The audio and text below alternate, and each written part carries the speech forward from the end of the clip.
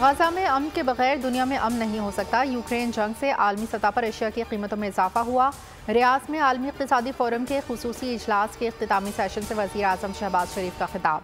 कहा, आलमी मंडी में महंगाई से तरक्की पजीर ममालिक की मईशतें मुतासिर हुई। 1922 में मौसमियाती तब्दीली की वजह से पाकिस्तान बुरी तरह मुतासिर हुआ।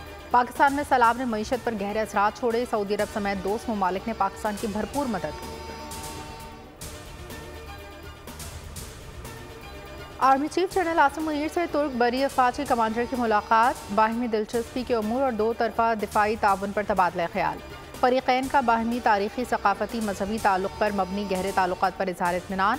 आर्मी चीफ का मुसल्लह अफवाज के दरमियान फौजी ताउन को मजीद मजबूत करने पर जोर। ISPR के मुताबिक तुर्क कमांडर्स ने खित्ते में अमन इस्तेहकाम यकीनी बनाने में पाक फौज के किरदार को सराहा। तुर्क कमांडर की GHQ आमद पर यादगार शोहदा पर हाजिरी फूल रखे। पाक फौज के चाको चौबंद दस्ते ने तुर्क कमांडर को गार्ड ऑफ ऑनर पेश किया।